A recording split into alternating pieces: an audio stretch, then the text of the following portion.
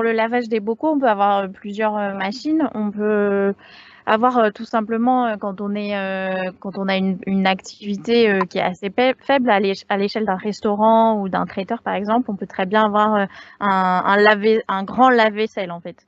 Par exemple avec un capot, on met un panier de lavage, on ferme le capot, on met un cycle et après on rouvre la machine. Mais quand on veut traiter un volume important de bocaux, la solution la plus adéquate, c'est un tunnel de lavage comme vous voyez en photo. Le process, il se fait en plusieurs phases. On peut avoir une phase de pré-trempage, donc ça, c'est vraiment quand les bocaux sont restés avec du reste nourriture pendant un petit peu de temps, que c'est vraiment collé.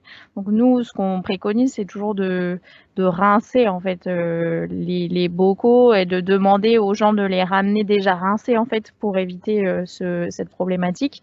Mais ça peut arriver, du coup on peut avoir besoin d'un pré-trempage, donc c'est soit dans des bacs d'eau chaude séparés de la machine, soit on peut les passer une première fois dans la machine tête en haut pour les remplir d'eau en fait et les laisser tremper 24 heures.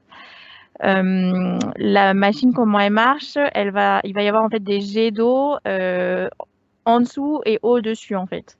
Donc il n'y a pas de bain comme il peut y avoir dans les bouteilles. Et on va passer dans plusieurs modules. Un module de pré-lavage, un module de lavage et un module de rinçage. Et ce qui est important, c'est que la température, elle soit au-dessus de 60 degrés pour l'aspect microbiologique. Et ensuite, on utilise de l'eau adoucie et osmosée. C'est pas toujours le cas. Ça peut marcher sans eau osmosée par exemple, mais le résultat est bien meilleur en fait pour enlever des traces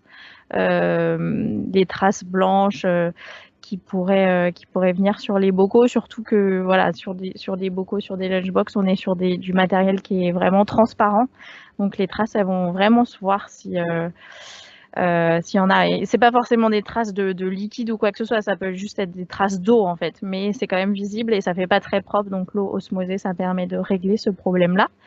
Et ensuite, ce qui est hyper important, comme l'a dit Marie, c'est le séchage. Donc nous, par exemple, le laveur avec qui on travaille, il a installé un module de séchage spécifique pour les bocaux.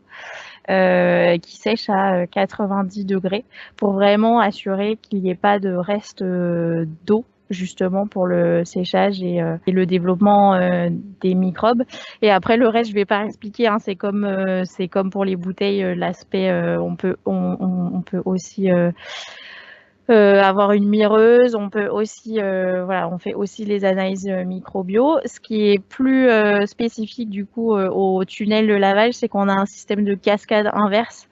Donc c'est-à-dire que l'eau en fait elle est injectée au niveau de la zone en aval au rinçage et en fait elle remonte vers la partie amont de pré-lavage pour l'économie d'eau en fait, puisqu'on utilise de l'eau propre pour pour rincer les bocaux et ensuite on envoie l'eau vers l'endroit le plus sale.